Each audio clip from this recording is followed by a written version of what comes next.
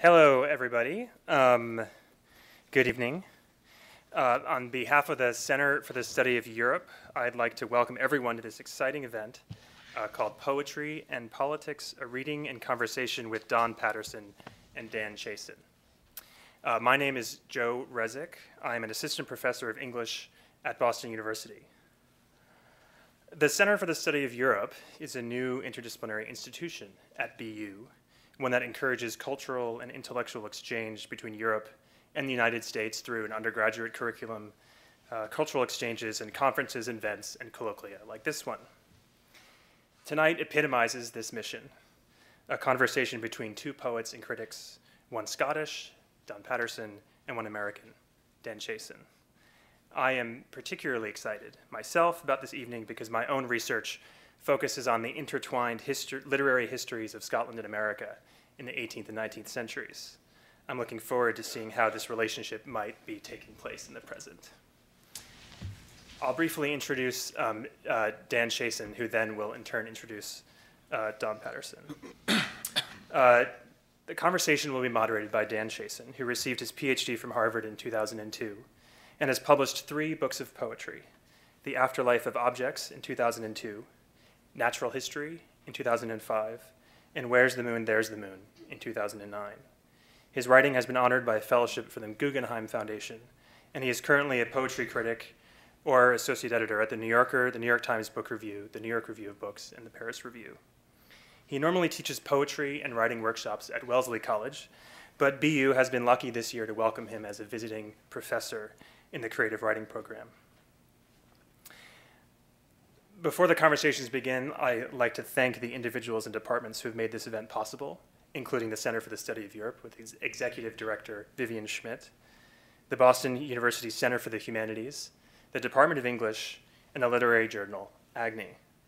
None of this would be possible, also, it is worth mentioning, without the organization and administrative skills of Elizabeth and Ryan at the Center for the Study of Europe.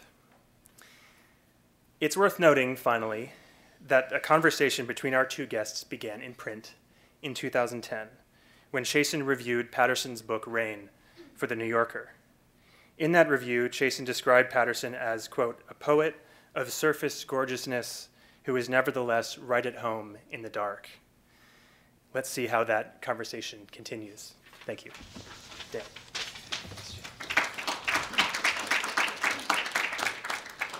Thanks, Joe. That's really nice. It's great to be here. Thanks to BU and to all the sponsors of this event. I thought when you said a Scottish poet in it, I thought you were going to say a French-Canadian poet, which I am. But I suppose we've been in America for a long time, too. So it's an honor, and for me a real personal pleasure, to welcome Don Paterson to BU. 15 years ago, when I discovered Paterson's work, I would have said he was among the very best new poets writing in the UK. The cunning, the technical swagger, the veiled though radiant intellect, these were the hallmarks of his art, a virtuoso art delighting in its own turns. It was, as the kids say, ridiculous. Did I pronounce that properly? That period was capped by Paterson's extraordinary selected poems, The White Lie, published here by Grey Wolf in 2001. What followed has been one of the great decades any living poet has had, when Paterson published, among many other things, 2 books of original poems, Landing Light and Rain. It's part of, I think, his genius and wit that I don't know whether to put the emphasis in the title Landing Light on landing or light. It's either landing light or landing light, and they mean very different things. The latter book, Rain, which Joe just mentioned, I reviewed in The New Yorker, is among the premier books of poetry by a contemporary poet, I think. Its title poem gives a taste of this work's chastised, run-down beauty. I love all films that start with rain, it begins. Then, later, however bad or overlong, such a film can do no wrong. So when his native twang shows through, or when the boom dips into view, or when her speech starts to betray its adaptation from the play, I think to when we opened cold on a rain-dark gutter running gold with the neon of a drugstore sign, and I'd read into its blazing line, forget the ink, the milk, the blood, all was washed clean with the flood. We rose up from the falling waters, the falling rain's own sons and daughters, and none of this matters. You have to forgive me for quoting at such length, but there's something about Paterson's syntax which is so flowing and pooling and kind of eddying in his stanzas that it's impossible to stop, and it simply demands quotation at length. Quite apart from these tense, terse, pared-back poems, though feeding them through hidden channels, were the two books of aphorisms collected here as Best Thought, Worst Thought, also from Greywolf. These books are bottomless as a source of delight and wisdom, though I bet he's wincing internally to hear that word, that last word. They're a bountiful scripture for the pissed off, the grumpy, the wary, the hungover, the heartbroken. I can't resist reading a few of my favorite Paterson aphorisms. Quote, falling and flying are near identical sensations in all but one final detail.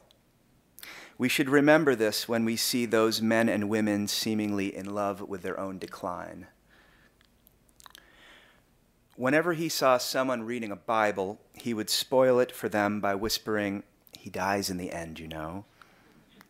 I'm always tempted to do the same to anyone I see consulting their diary.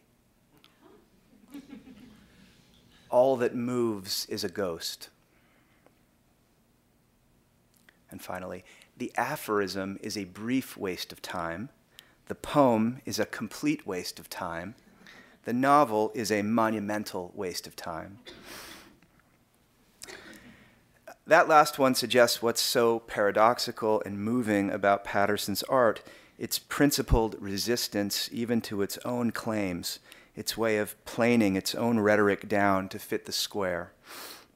And yet those words, brief, waste, time, monumental, if they ring a bell, it's because they conjure Shakespeare's sonnets. Paterson has written a ranging, funny, and powerfully personal book about those poems, Shakespeare's sonnets. His recent lexicon seems to me samples frequently from them. His work is a brilliant flexing of Shakespearean might. Don Paterson was born in Dundee, Scotland in 1963. He moved to London in 1984 to work as a jazz musician and has written poetry ever since. His work has garnered too many awards to list. He is now on the faculty of the University of St. Andrews, where he teaches poetry. Please welcome Don Paterson.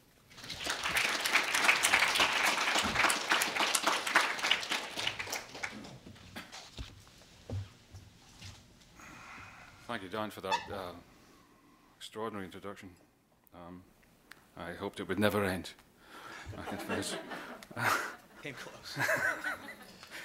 And it's wonderful to be here, and thanks especially to Elizabeth for inviting me back to Boston. It's always great to be back in this beautiful town.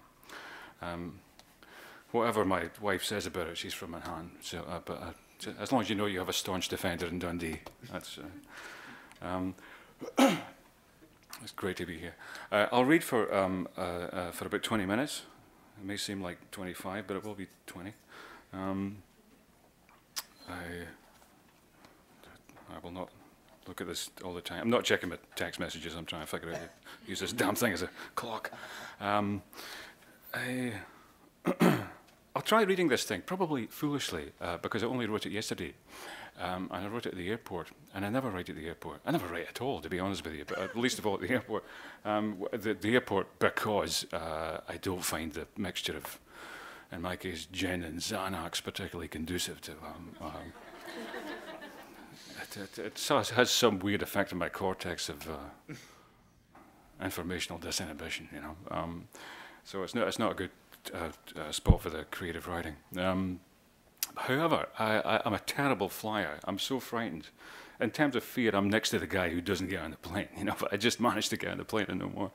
And that way of kind of thinking about yourself far too much, as you do at airports, or I do, I did that thing you should never do, which is to look yourself up on Google, which I try to resist manfully, but once in a while, you know, you think, to hell with it. And you very quickly realise this, no matter how small your reputation, you know, there are at any one time thousands of people out there destroying it as you speak. And everything that came up was really bad. One of the things I noticed was a particular turn of phrase that recurred frequently, which was what Paterson fails to realise, and then it would list the thing I didn't know.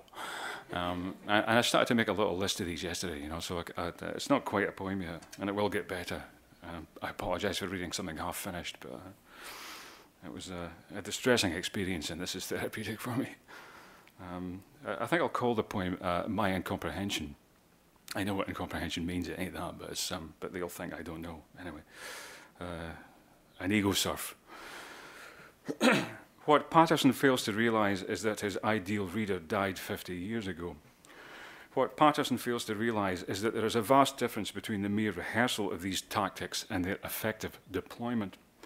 What Paterson fails to realise is that merely saying it does not make it so. What Paterson fails to realise is that, as Hill puts it, whatever strange relationship we have with the poem, it is not one of enjoyment. What Paterson fails to realise is that he would have found all this in Lucretius had he known to look. What Paterson fails to realise is that there is more to literary seriousness than merely shaving your head and affecting a recent bereavement. Ouch! You know? What Paterson fails to realise is that a shorter would have been a far better book. What Paterson fails to realise is the magnitude of Olson's achievement. What Patersons fail to realise is that he has become the poetic equivalent of White Van Man, British reference. What Paterson fails to realise that he is no longer one of the Young Turks. What Paterson fails to realise is that he is no Paul Celan. Knew that. What Paterson fails to realise is that this is simply not the way poetry works. So that's me told. There we go. So I'm going to start low, you know, with the plan that there can only be one possible trajectory, and then we'll just, so I'll keep it low for now. This is again fairly recent, little squib, but it came out of a reading I had attended a couple of months back in St Andrews. I was forced to attend, and it was a fine reading. It was a very eminent visiting poet whose name will die with me. But it was one of those occasions when you started to kind of inwardly accept that a poetry reading isn't always a great night out. The poems were fine. They were long, and they must have taken him ages, but they were good, you know. But the bits I really enjoyed were the introductions to the poems. And I found myself looking forward to these introductions increasingly, you know, with every poem. So it was really about that, about the introduction. Another friend of mine, an eminent Irish poet who will remain nameless, I once saw him give a reading that consisted, he stood up and he introduced a poem for 25 minutes. And he was a little the worse for the drink. And then sat down, having forgotten to read the poem. It was brilliant, great. Anyway, it's just called Requests. Oh, tell us more about your dad, or why your second wife went mad, or how it was you had no choice but to give those men a voice. Sing that old Welsh lullaby you hush your kids with when they cry. Produce a boiled egg from your pocket, a flageolet from your jacket. Expand on your idea that rhyme is gay, or tell us of the time you dropped your cell phone in the toilet. A joke, a bird call, please don't spoil it. Go on with your witty proem. Anything but read your poem. Told you it was in poor taste. Continuing, raising the tone only a notch, I should confess to being one of those bores that will tell you at length that we live in a golden age of American television drama. I don't know if you believe this as well, but I do. I'm always struck by the connection between those big stars and kind of secular gods, I guess. You know, these people we anticipate being in the presence of once a week. You know, the Don Drapers and the Stringer Bells. And my own current favourite, Raylan Givens. I don't know if you watch Justified, but it's Shakespearean. You know, you have to watch this thing. Although my favourite is House. Did anybody watch House? Yeah, admit it. Come on, you all do. You must have seen it once. The good thing about House is you only have to see it once because it's the same damn story in every episode. And it has a certain kind of sort of liturgical appeal for that reason. You know exactly what you're going to get. There's also the added thing that for a Brit, you know, to see Hugh Laurie as any kind of a sex god is a kind of a cosmic joke. You know, it's just wonderful. But this is it's about House and about those secular gods. If you don't know, he plays this kind of extraordinary man of constant sorrow type figure, almost Christ-like figure. These people are walking really strange. Oh, sorry, I know we're doing that. House.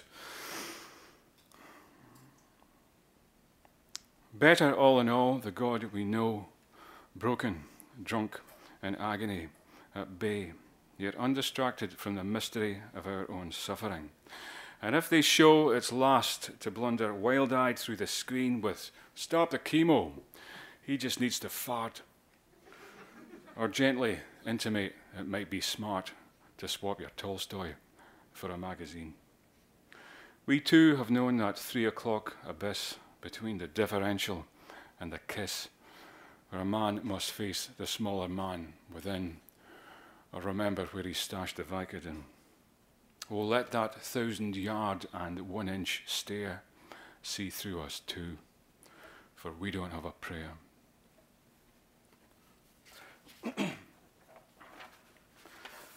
I should say, these are all new poems, I should say. I don't know why I should say that. There's no reason to. But for reasons that I don't understand, they're all sonnets. I've just decided that I'm just going to make myself write sonnets for the next couple of years.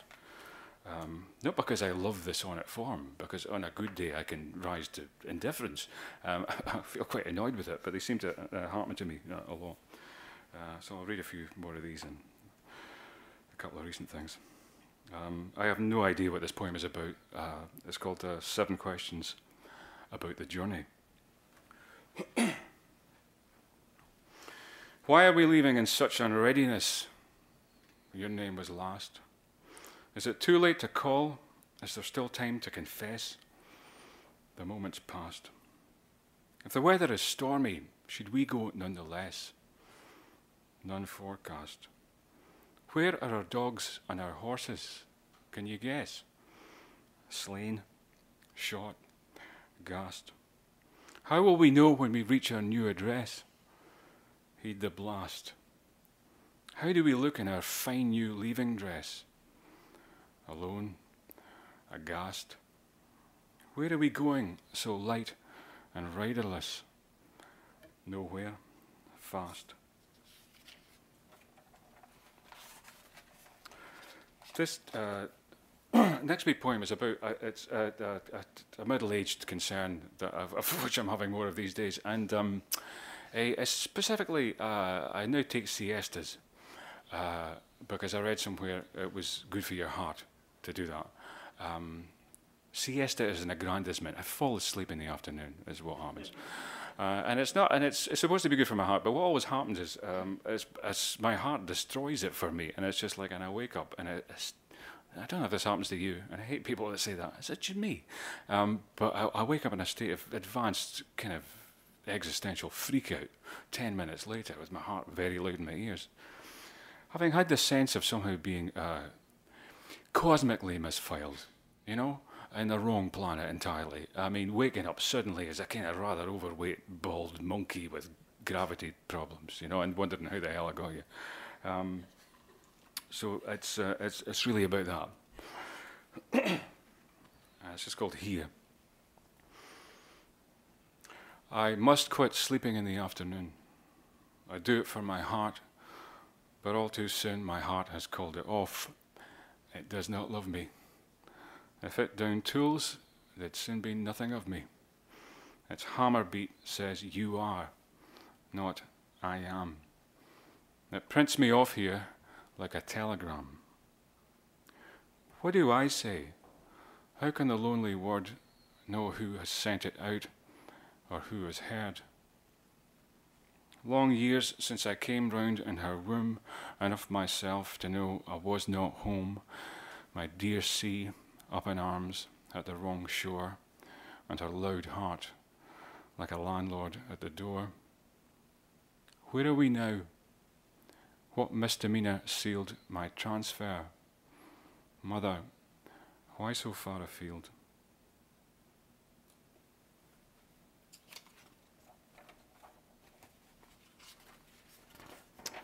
A couple of poems in the same vein, which I'll read back to back. A lot of this next book is about the same concern, I think, which is that thing that we know now popularly this week as emergence. A very simple idea. I'm a kind of hardcore materialist, I suppose. I shouldn't have said that. I quickly qualify that with saying that I'm really a neutral monist. I believe in the spirit, but I think it emerges from the material. So I'm interested in how that can, as we all should be, and how that can possibly come about. It's a simple idea. It's just that you start with nothing, and an explosion, sort of 13.7 billion years ago, and nothing much, bunch of hot gas, bit of random quantum fluctuation, leave it, and you end up having this one-sided conversation in Boston, as with other bits of chemical scum on this rocky planet, because that's all we are. I didn't mean to call you chemical scum, but it's just so. But nonetheless, there's something weird going on, don't you think? Burial. The body is at home in time and space and loves things, how they come and go, and such distances as it might cross or place between the things it loves and its own touch. But for you, soul, whom the body bred in error like some weird pearl, everything is wrong.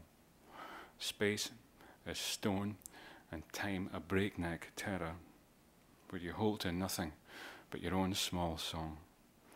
No wonder you would rather stay asleep than wake again to your live burial. But sometimes, shrinking in your tiny keep, you make out through the 1,000-mile thick wall the faint tapped code of one as trapped as you, saying, those high white mansions, I dream them too.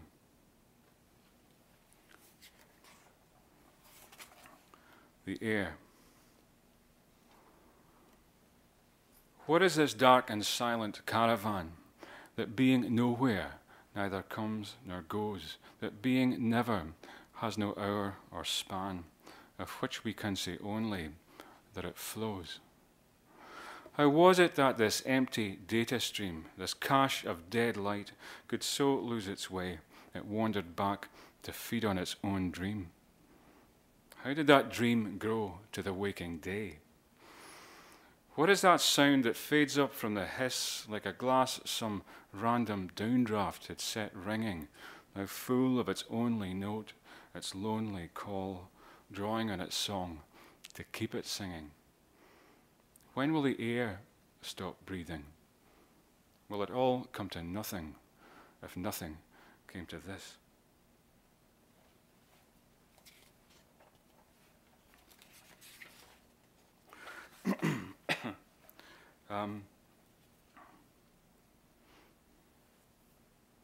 Yeah, this is a funny one. It's not funny at all. It's desperate. But the circumstances are difficult to explain. But it's a poem about putting my dog down, which is all you need to know, I think. Never a pleasant thing to do. But also, and it's not a particularly original thought, but it's the tenderness we display towards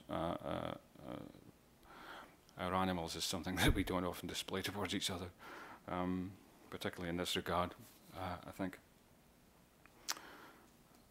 Mercies. She might have had months left of her dog years, but to be who? She'd grown light as a nest and spent the whole day under her long ears, listening to the bad radio in her breast.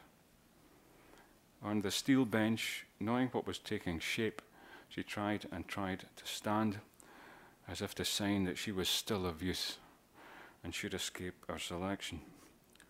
So I turned her face to mine, and seeing only love there, which for all the wolf in her, she knew as well as we did, lay back down and let the needle enter.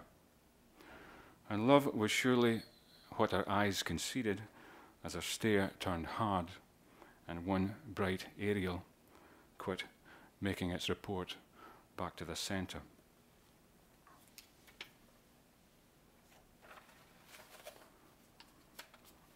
I'll read two or three short poems from this last book, Rain, and then I think we'll have a conversation. In fact, I'm certain we will.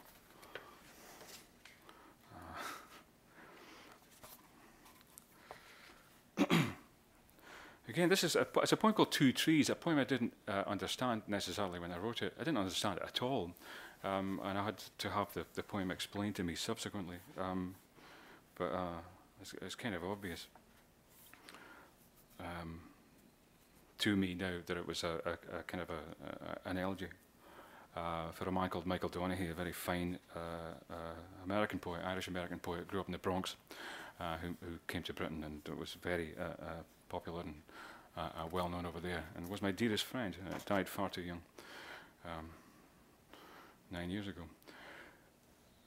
Two Trees. One morning, Don Miguel got out of bed with one idea rooted in his head: to graft his orange to his lemon tree. It took him the whole day to work them free, and lay open their sides, and lash them tight. For 12 months, from the shame or from the fright, they put forth nothing. But one day there appeared two lights in the dark leaves. Over the years, the limbs would get themselves so tangled up, each bough looked like it gave a double crop, and not one kid in the village didn't know the magic tree in Miguel's patio. The man who bought the house had had no dream. So who can say what dark, malicious whim led him to take his axe and split the bowl along its fused seam and then dig 2 holes? And no, they did not die from solitude, nor did their branches bear a sterile fruit, nor did their unhealed flanks weep every spring for those 4 yards that cost them everything, as each strained on its shackled root to face the other's empty, intricate embrace. They were trees, and trees don't weep or ache or shout, and trees are all this poem is about.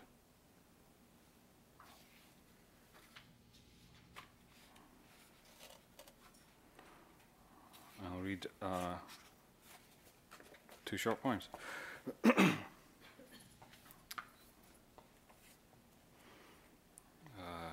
It's a poem called The Swing. It's a ballad.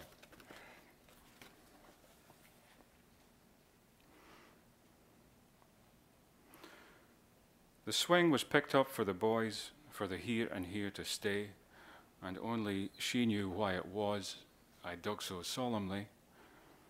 I spread the feet 2 yards apart and hammered down the pegs, filled up the holes and stamped the dirt around its skinny legs. I hung the rope up in the air and fixed the yellow seat and stood back that I might admire my handiwork complete, and saw within its frail trapeze the child that would not come of what we knew had 2 more days before we sent it home. I know that there is nothing here, no venue and no host, but the honest fulcrum of the hour that engineers our ghost. The bright sweep of its radar arc is all the human dream, handing us from dark to dark like a rope over a stream. But for all the coldness of my creed, and for all those I denied, and for all the others she had freed like arrows from her side, and for all the child was barely here, and for all that we were over, I could not weigh the ghosts we are against those we deliver. I gave the empty seat a push, and nothing made a sound, and swung between two skies to brush her feet upon the ground. I'll finish with a tiny wee poem called Correctives, which I had a call writing, so it's definitely his difficult.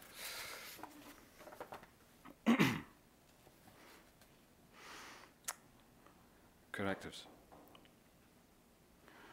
The shudder in my son's left hand, he cures with one touch from his right. 2 fingertips laid feather light to still his pain. He understands the whole man must be his own brother, for no man is himself alone, though some of us have never known the one hand's kindness to the other. Thank you.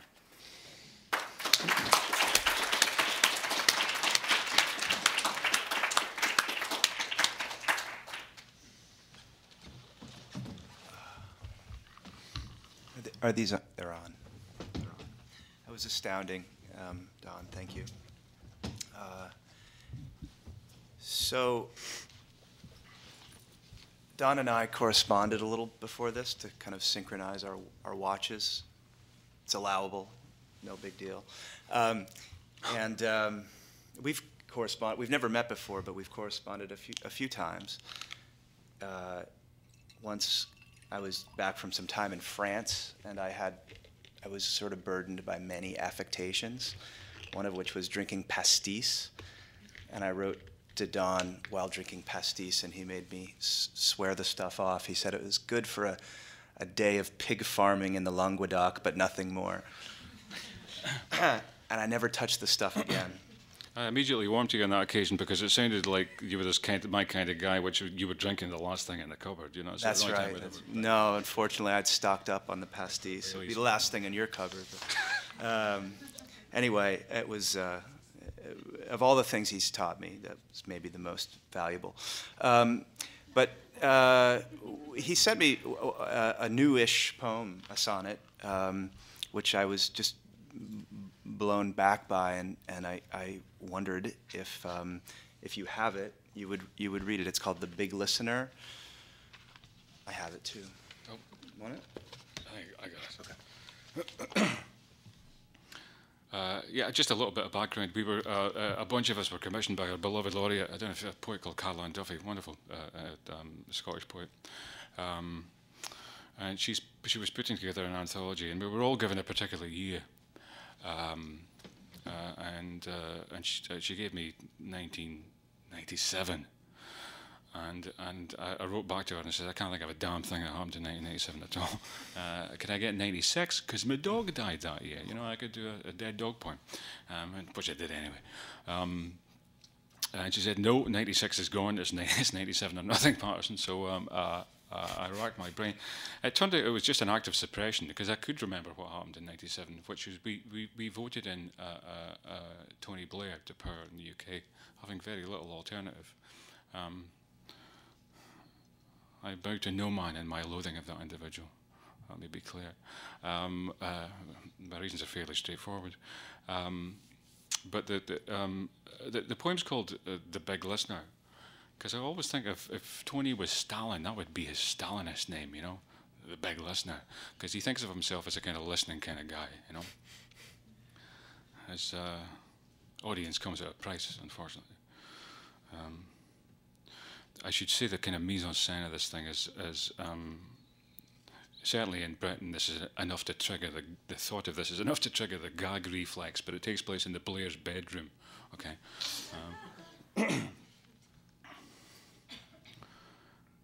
The Big Listener. Midnight, Connaught Square. A headlight beam finds Sherry just back from her speaking date. She looks at you, less animal of late. You lose no sleep, but wake within a dream. Your favourite, that old divided dark, the white square at your neck, your good ear bent towards the long sighs of your penitent. You rinse 1,000 souls before the lark, and wake refreshed, if somewhat at a loss as to why they seem so lost for words. They are your dead, who still rose to the birds the day we filled the booths and made the cross, before you'd forced them, howling, to their knees to suffer your attentions. Spare us, please. Can I ask you what went into that poem? What, besides, well, I don't want to put words in your mouth, but loathing Tony Blair. It also has a kind of antagonistic relationship to his memoir. Is that right? Which was called A Journey. Is that the name of the memoir? I think it was originally my journey, but or something like that. But I mean, that's unfortunate overtones, my struggle, my shtick.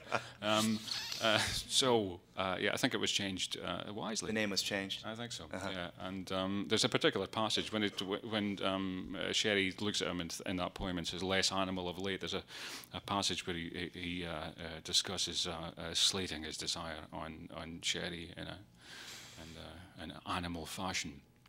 Just an image I can never get out of my head. And you can't be forgiven for that, never mind a rack. So I have a lot to hold against him, mostly disappointment, because I remember that day in '97.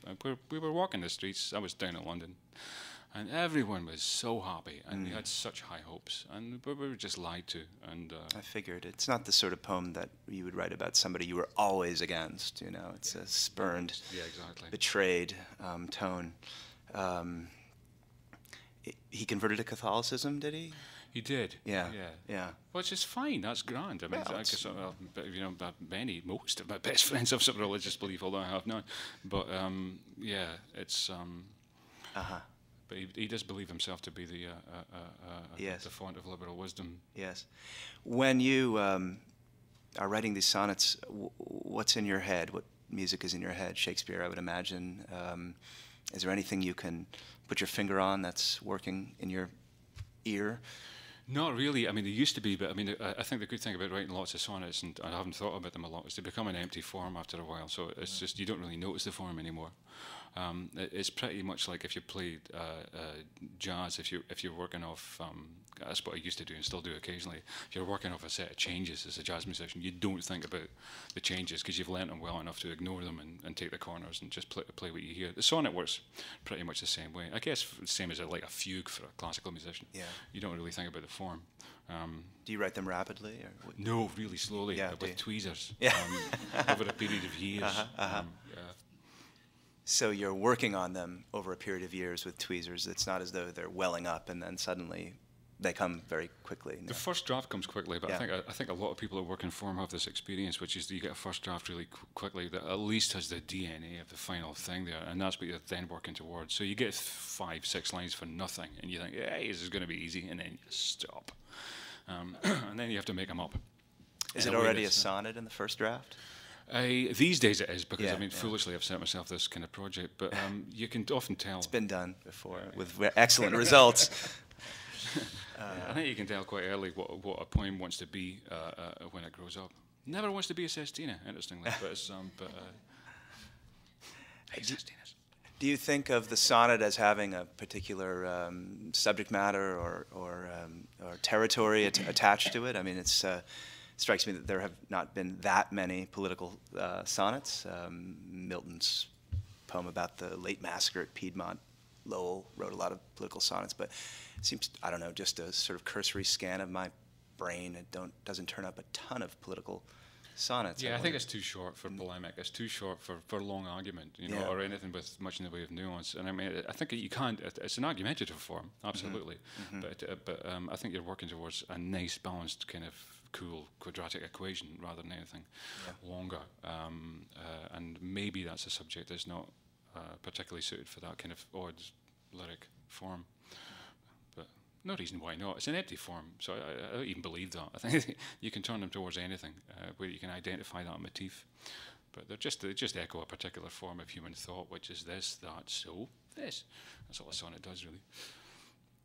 So if a poem came to you that these days that wasn't a sonnet, would you suppress it, or would you put it in another drawer, or what would you do? I mean, how much are you committed to writing a book that's entirely sonnets? Well, just perversely, just entirely so, and I don't know what would happen. But I mean, the good thing about midlife, I find, is that one is rarely inspired at all. So I mean, I would like to think of myself as batting away these brilliant poems that weren't sonnets, but it hasn't really come up so far. Yeah. So it would be cool if it happened. And are they all the same form? All the same rhyme scheme, as we say? This one has a 3 ABBA quatrains and a couplet. Sorry to get all... Yeah, they're all different. They're all different, yeah. Which is an idea I just stole from... I did a version of Rilke's... Yes. Who's Rilke? I have no idea. Rilke. Die Sonetta on Orpheus. And which is kind of like a lexicon of possibilities of the sonnet form. So there are lots of different kinds of sonnets coming out. Some thin, some pentameter, weird rhyme schemes, what have you. Yeah. Just widening out from this poem, I wondered, do you reread your early work? Do you read your work all the way through? Do you do it with satisfaction? What's your relationship to your past as a writer? It's always uncomfortable, but I think you just have to... Yeah, sometimes it's okay. You know what it's like. It's like going on Facebook or Friends Reunited or whatever. It's like sometimes it's a happy experience, and sometimes you go, yay. And sometimes you read the author and think, what a schmuck, and can't believe that was you. And there's one or two occasions I have actually suppressed poems. Which I don't think is a good instinct, because I think you were trying to do the best sort of that you could with what you had at the time.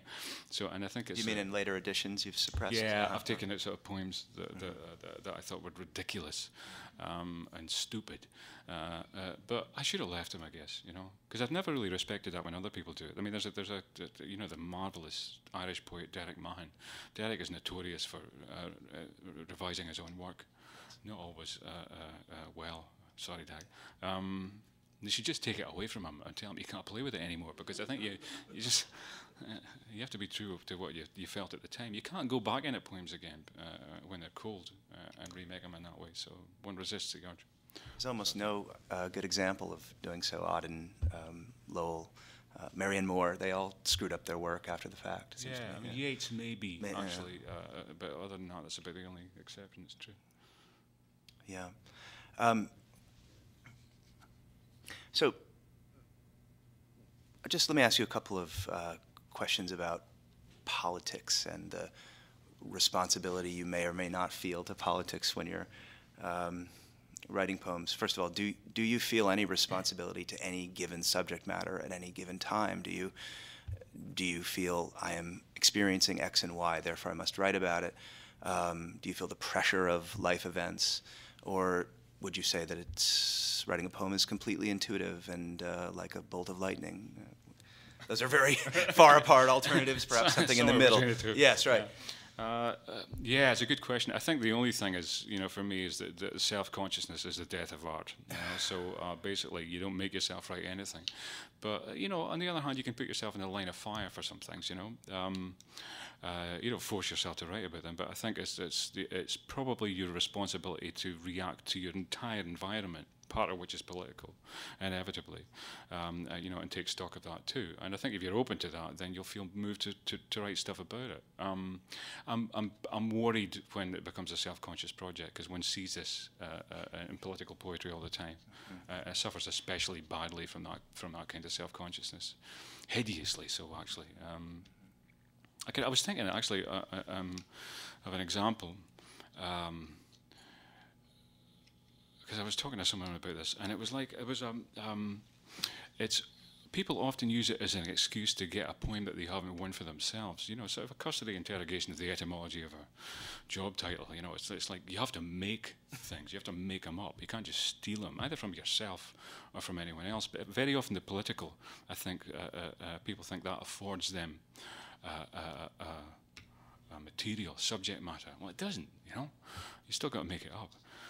And I was remembering a few years back, and it was the middle of the Bosnian crisis in the early 90s, and there was a terrible story came out of Sarajevo, heartbreaking, about a Muslim and a Christian couple. She was Muslim, he was Christian. Is that right? They were called Bosco and Admira, and they had to conduct this clandestine affair, you know, through the, you know, the desire paths of Sarajevo. Another word poet picked up on immediately was desire paths. That was everywhere that year. You know, so it should have been in the banned list immediately, along with Shard, Myriad, and the other one, Marham Grass. But anyway, so but there was a terrible end to this story, and this couple died on a bridge in Sarajevo, and there was a picture of that in the newspaper, and their arms were outstretched and their fingers were touching, and they'd been shot by snipers trying to make up. Unbelievable tragedy and human poetry in this. But the point is, you can't improve on that kind of thing. It was you know, and everyone tried it, you know. And you were sitting there with your watch going, "I'll give them 10 minutes before the poems start pouring in."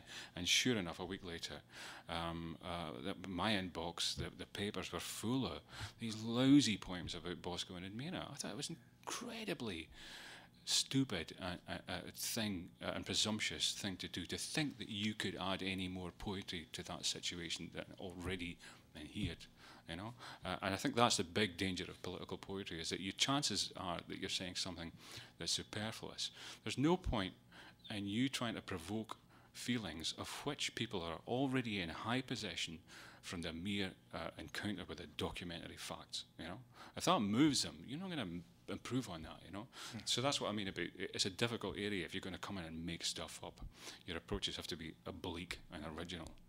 You have to find a way of, you know, breaking and remaking that stuff in the crucible of the imagination the same way you do with any other subject matter. So it's different. That's fascinating. Do you think that in America we have I think a bias in general for free verse against formal poems, but in particular I think of the very greatest American political poets of political commitment as being free verse poets. Do you think there's any inherent conflict between writing formal poems and writing political poems? And just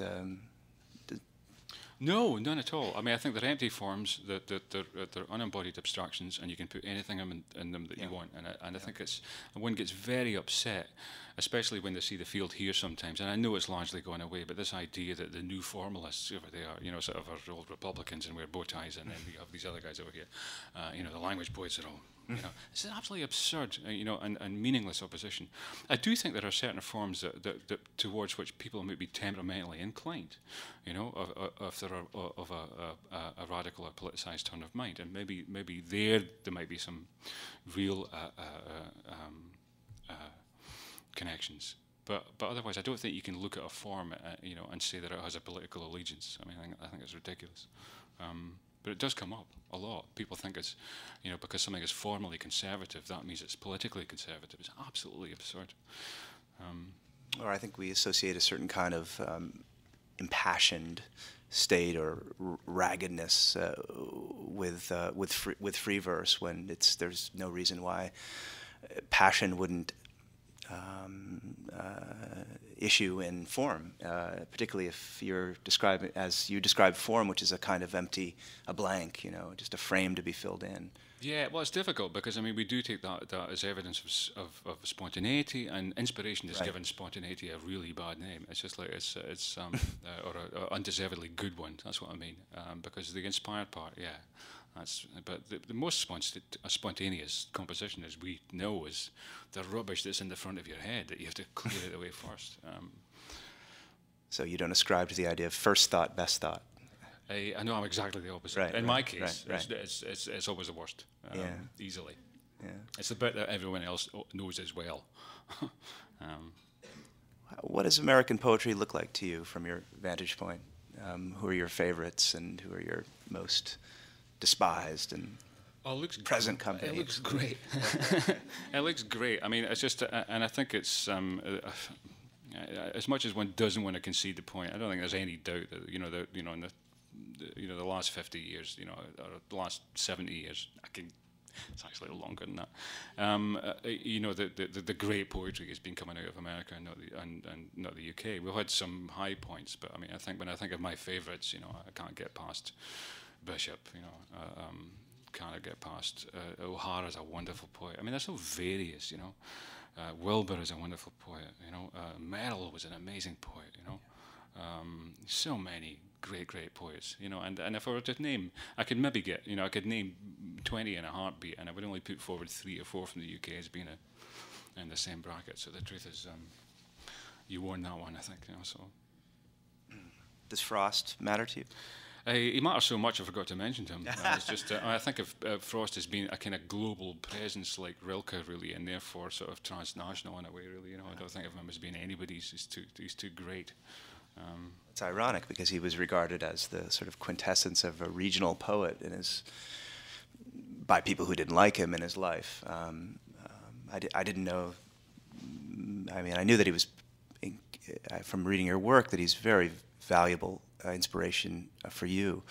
Do you think across the board he's a poet that's read and admired across the English-speaking world?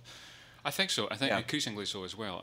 Of course, we saw that dreadful fall from favour, through the 60s, 70s, and early 80s. But now I think the stock's rising again with Frost as people see that he may have sounded simple, but he was very complex and a nuance, and the complexity of his propositions and the depth of the thinking is really extraordinary. Once you get past Frost and his own human neurosis, and all that sort of stuff you got to fight through, but underneath that, extraordinary mind, I think. I agree. At some point, elegantly, this will spill over into the audience, and some of you will ask questions. So I invite you to think of some. What about? I'm just curious about American poets. What about Stevens to you? Sometimes Stevens and Frost are opposed. They thought of one another as, I think, opposites of temperament, opposites of situation. There's a famous story where Stevens says to Frost says to Stevens, "Your problem, Stevens, is you write bric-a-brac," and then Stevens says to Frost, "Your problem, Frost, is you write subjects." Ouch. I know, right? They were both right, but neither was a problem, I know, but that's what's so cool about American poetry is you're always having these crazy fights, between the raw and the cooked, and sort of and O'Hara and Lowell going at it. It's brilliant. We never get that. We're not excitable enough, Maybe we don't take it seriously enough to think it's worth fighting about. But yeah, Stevens, I don't know. Certainly the way he played out in the UK was really unfortunate. This could get boring quick. It's funny, I'm riveted. Say more. Yeah. The problem with Stevens is not Stevens. The problem with Stevens is his epigones, the trouble. And Dylan Thomas was the same, although he's a much smaller poet than Stevens. He was a genius. But the trouble is, these people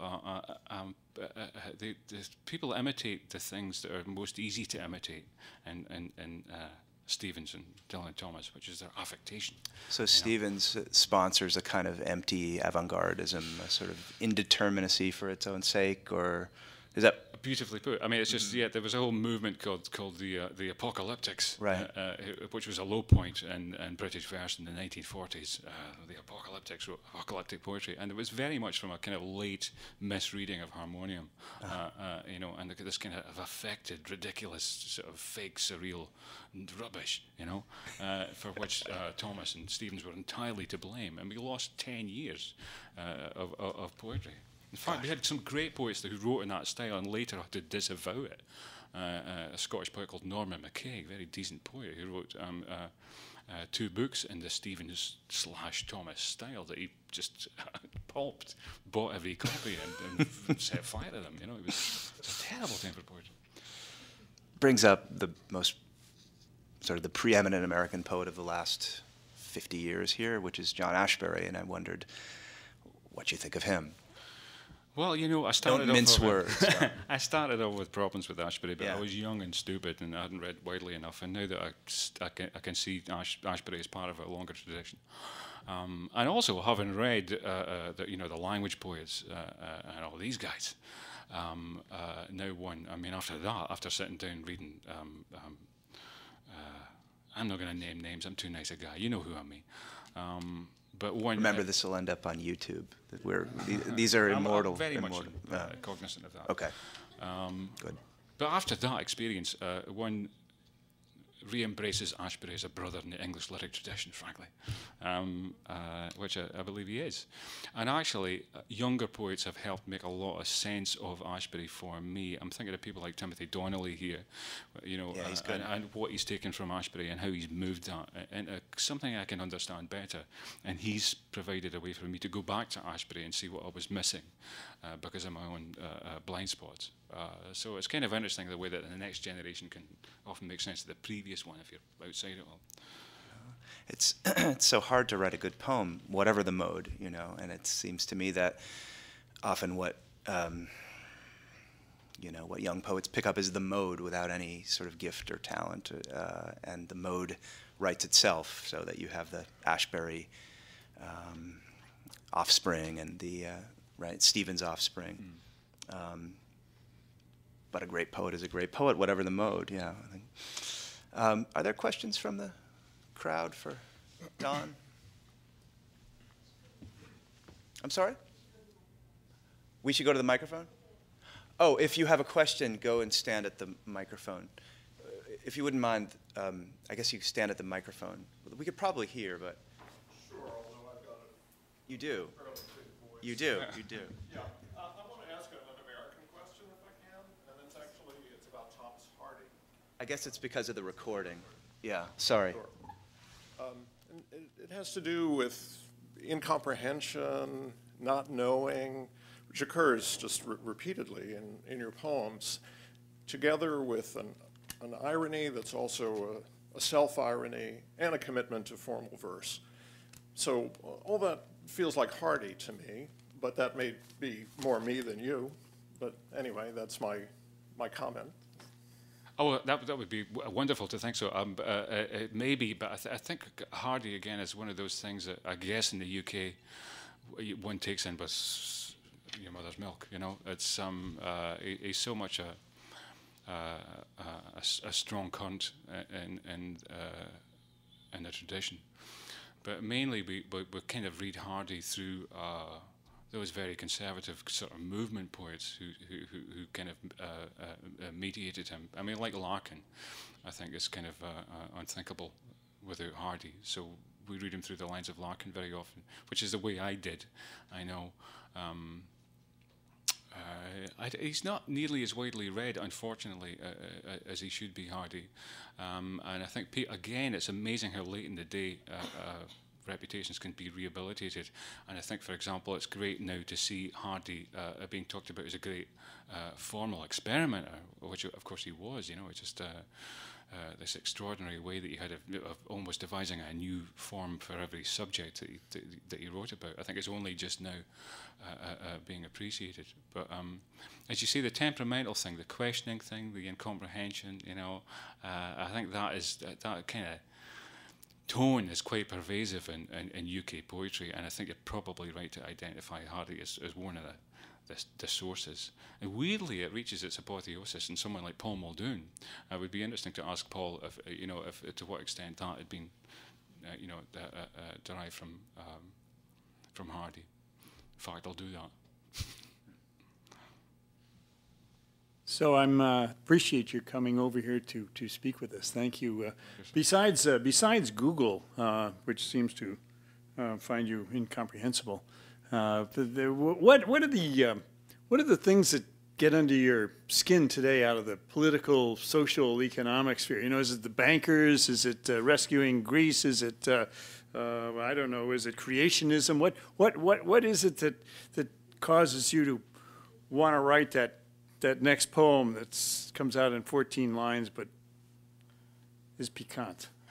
I don't know if it's any of those things, to be honest with you. I mean, it's just, I mean, I guess all the same things that make you annoyed, you know. It's just, you know, I do have a wide circle of contempt. I mean, don't get me wrong. There's many things that I could drag in there. You know, bankers, Lord. But where's the poetry in that, you know?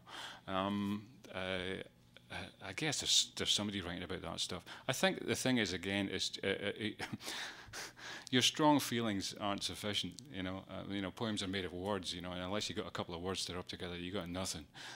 You know, and unfortunately, your strong feelings about something are no guarantor of anything at all.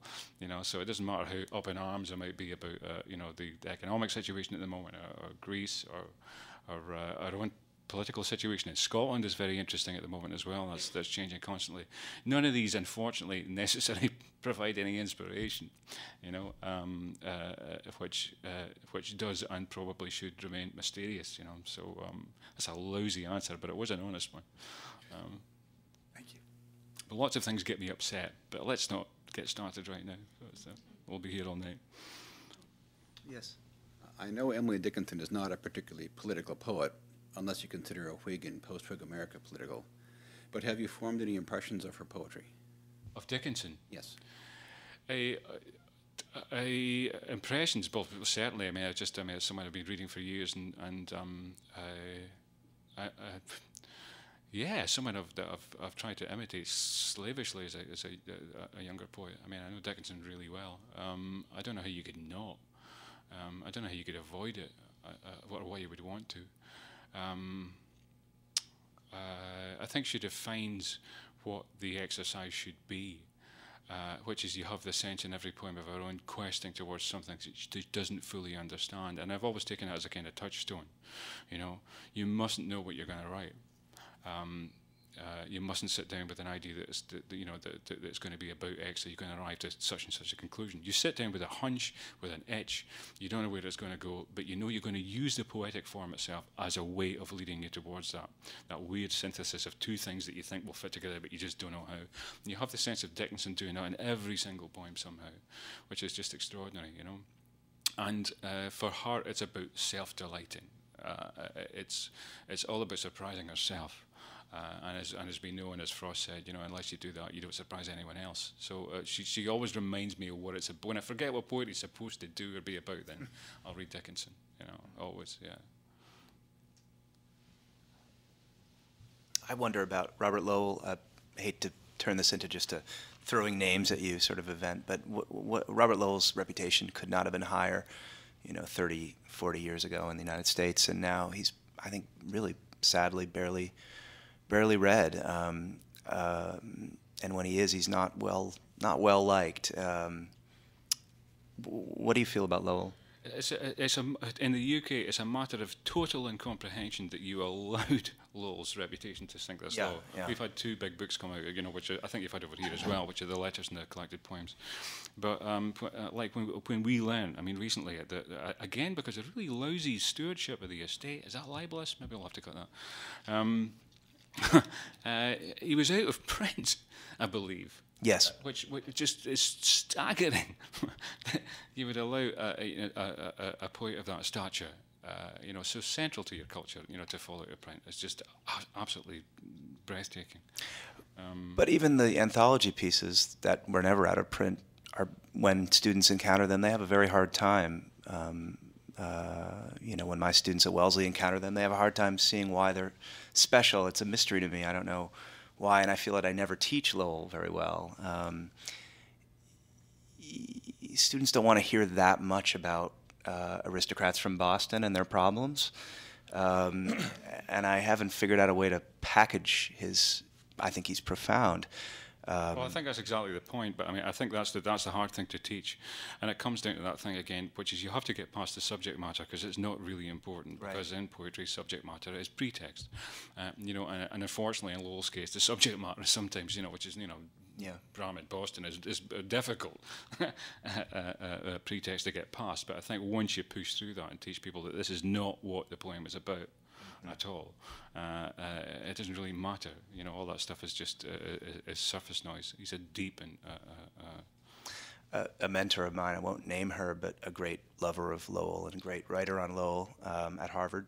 I once was going into some overly abstract theories about why Lowell was not read anymore. And she sort of tolerated them, and then she chimed in with, "It's probably just because he's a misogynist," which is maybe right. Yeah, there are many unfortunate, sort of. Yeah, but I mean, this is the problem, isn't it? It's just, I think it's a sentimental age in that regard. We had the same thing in the UK with Larkin, who, after the letters came out, his reputation plummeted, as if because we now realised he was a sort of, one aspect of him, which was a needy part that always sought to kind of, echo the style of his interlocutor, that what part of him was misogynist, part of him was unpleasantly right-wing and racist, and things that are unforgivable, at least an aspect, of his character, that somehow we should suddenly find the poems rubbish overnight that we thought were fine. Why couldn't the poems have merely represented the best of that man and the letters the worst? People are complicated, and whichever lives would stand up to the same kind of scrutiny. So I think we're very sentimental about reading the work through the biography, and we'll have to stop, I think, They relate. Let's not pretend that they don't. God knows we don't want to get back to new criticism again. That was a big mistake. But you have to read it as a complex continuum, and people are really complicated. You can read the work as separate, and in the light of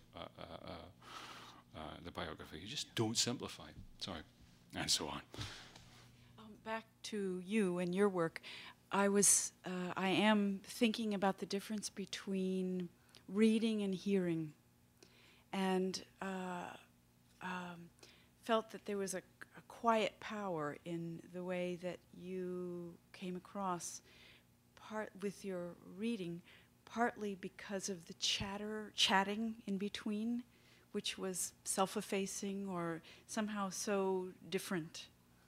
And I'm wondering if you ever find that when you have written a poem and it's frozen, I mean, it's what it's going to be, and you read it, that you find it hard to re-inhabit it, particularly if other people have become enthusiastic about it, repeat it a lot, or you see it around you and people clap for it or whatever. Do you ever sort of lose the plot with that? Yeah, I know exactly what you mean. I think I very often just stop reading that poem when that happens. When I don't feel in touch with it in that way at all. Even though it's kind of one of your greatest hits and you should really drag it out again. It's just at some point it becomes petrified in a way that you just can't. It just becomes a series of noises, like a little bit of choreography for your tongue, And even though you've even fossilized the cadences that make it sound like you're meaning it and feeling it when you're just not, And I think when that happens, you're in danger of being just openly insincere and should probably stop reading the poem. It's why it's hard to read the last book but one. It's easier to go back to early stuff because there you've got a chance to surprise yourself, but that's very difficult. So you can re-inhabit. I mean, you can drop and then it returns to life. Some of them do, but of course these poems change as you do, and some are simply no longer relevant to you, and you no longer believe what they're saying. But some you reinterpret in the light of your experience, and there's still something in them for you. But at the end of the day, I don't think one should lose track of the fact that you're trying to give this stuff away and not keep it. So for me personally, you don't want audiences to associate these poems with your particular voice. For me, they're not. They're about trying to get these things to leave the house and not hold on to them. So it's a paradoxical activity reading poems, because essentially in some ways it's just a sales pitch for the book. But on the other hand, you know that people enjoy hearing you read them, so it's really difficult to know how to pitch it. Could I also ask then, is once it's out, does it ever become something that you really see as belonging to others and not to yourself any longer? I had a very strange conversation last year and a couple of years back, and a woman came up after a reading and she said to me, "I just wanted to thank you for a particular poem that you wrote that meant an awful lot to me and my husband when we were courting, you know. We used to read this poem out, and I just wanted to say thanks for writing it. And I said, well, that's very kind of you to say. What was the poem, I asked. And she said, no, it's okay. It's nothing. I just, you know, I just wanted to say thanks. And I pressed her on this. I said, no, go and tell me, what was it? I'd be interested to know what the poem was. And she said, no, really, it was, I just wanted to say thanks, and it was just, it meant a lot to me, and that's all good to me, you know. But idiotically, I went on, you know. I said, go and tell me what the poem was. And she snapped at me, and she said, it's none of your business. And I thought, yeah, you're right, you know. And I was a little hurt at the time, but I thought it's a kind of a compliment, you know, because if you know, if someone feels so personally about it that they don't want to share it with you, that's, I guess. You know? Yes. I feel like in the United States, at least, or America, including Canada, there's, you know, it's such a big territory that, you know, we get like, okay, you know, people might not like the new formalists because they seem more, you know, Southern conservative, you know, or, you know, there's the New England, you know, just all the different kind of politics that can come with where someone's writing from or where they studied, you know, who they studied with, New York School, whatever.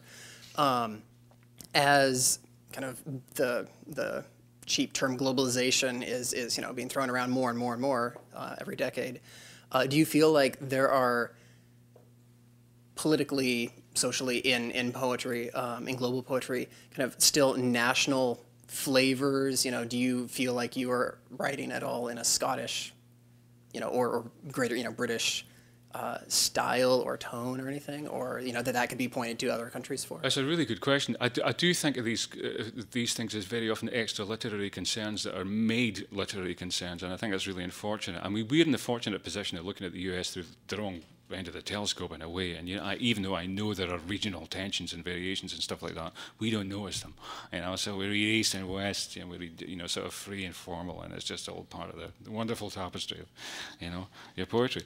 But I know exactly what you mean, and again, at the moment, this is the case in Scotland, because we're about to have a big referendum on independence, and people are asking those questions about, you know, what's special about it? Should we celebrate this? Well, no, you shouldn't. I think it's pathetic, you know, to celebrate one's Scottishness in this way. The whole point, you know, is to think of one's nationality the same way you think of your toenails, which is not at all. You know, it's just like, and I think very often we can think these things are important, but they've got nothing. They're just a neutral aspect of the verse. I don't think there's anything to celebrate. Yes, you can celebrate the diversity of these different voices, but diversity comes in all sorts of aspects and flavours, as well as nationality. So I never think about being Scottish.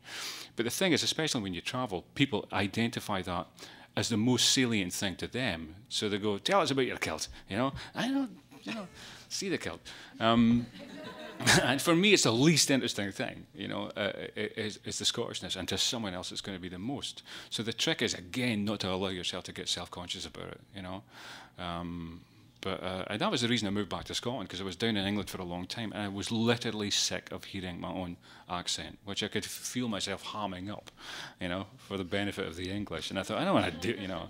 I always think it's the same way as, you know, sort of Eiffel used to have his lunch in the Eiffel Tower because it was the only bloody place he couldn't see it in Paris, you know. So it's the only place I can not hear my accent is home.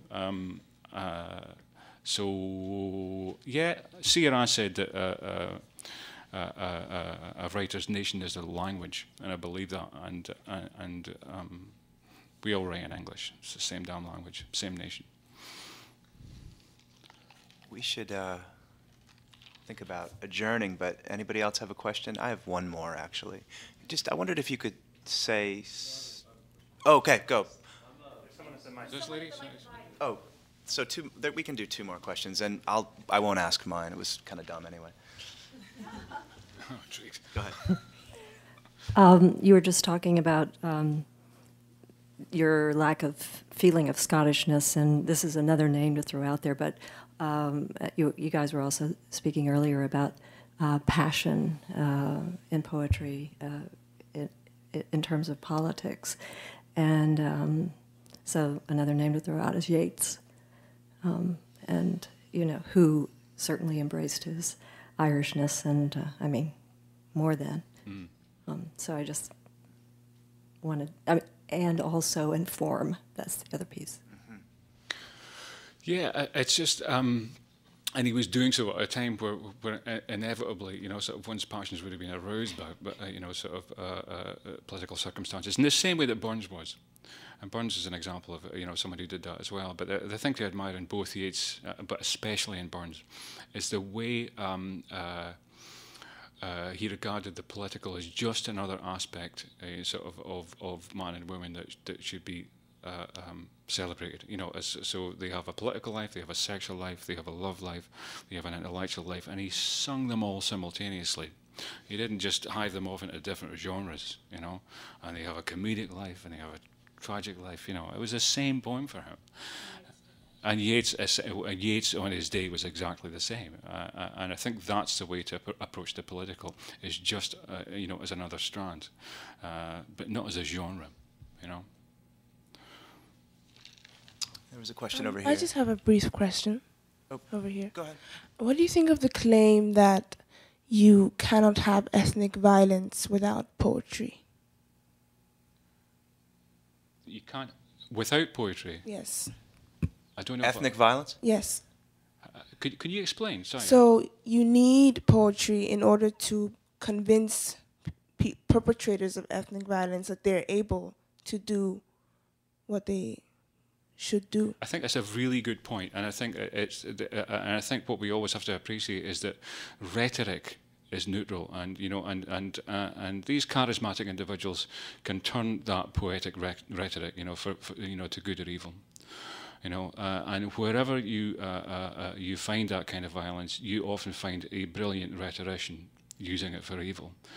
And we know that Hitler studied the speeches of Lloyd George for exactly that reason. So I think your point is a good one. Yeah. Thank you. And then finally, good. I'm a BU student currently studying Thoreau, Emerson, and Whitman, the great transcendentalists. What are your opinions about the, I guess, the transcendentalist movement of the 19th century?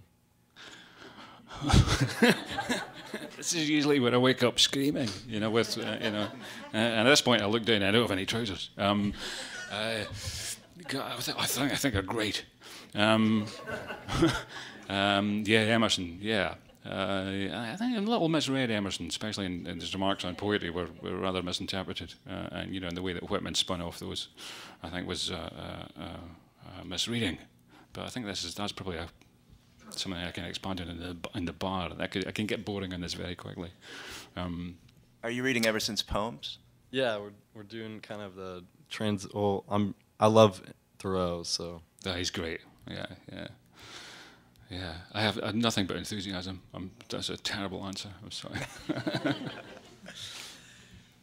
Thank you all. There's a reception, and thank you, Don Paterson.